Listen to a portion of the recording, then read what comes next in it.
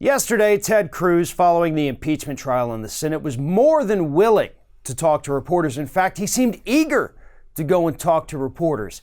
That is, of course, until they started asking him the tough questions like, are you going to allow witnesses at the trial? Are you going to call John Bolton to come tell us what he knows? And at that point, Ted Cruz kind of lost it for a moment, but he regained his composure. Here's what happened.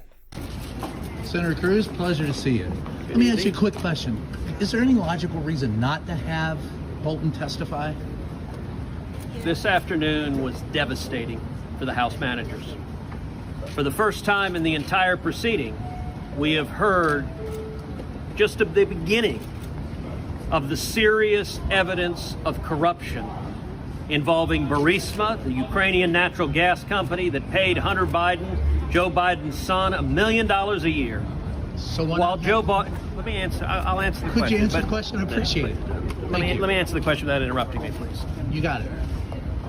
So I want to stop right there. We're going to get to more of that clip in just a second, but I want to stop right there because, Ted, you were asked a very specific question by that reporter. You going to allow John Bolton to come and testify?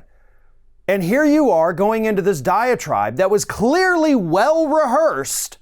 Like you clearly had practiced that. Even your mannerisms seemed scripted in that response. Well, let me tell you a little story that I just learned about Joe and Hunter Biden and Burisma. Okay, yeah, dude, nobody asked you about that. They asked you a specific question. It was your job to answer that. And instead, you wanted to tell the story you wanted to tell. Then you got mad at the reporter for interrupting you when you were already not answering his question. And later on, after he went through this whole Hunter and Joe Biden and Burisma diatribe, he did eventually, I guess you could call it, answer the reporter's question. Here it is. So why not have Bolton testify? You said you'd answer the question. Hold on, Andrew. Let me answer the question. I did ask the question, right?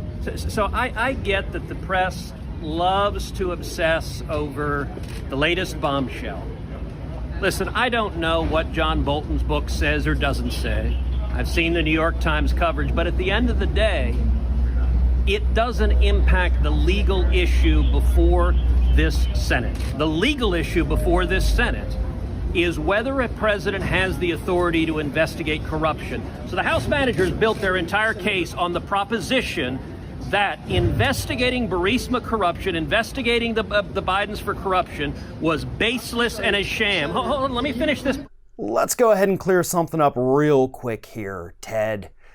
The question at hand, the legal question, is not whether or not the president's allowed to investigate corruption.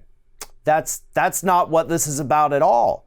That's what you would like it to be about, because that's an easy one to say, yeah, the president does have that power. But again, that's not what we're discussing, and that's not why he was impeached.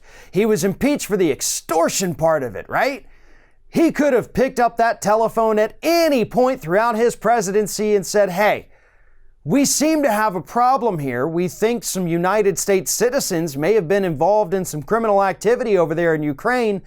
How about you look into that? You know, we'll look into it on our side. You look into it on your side, and we'll come together once we both finish that. Have a great night.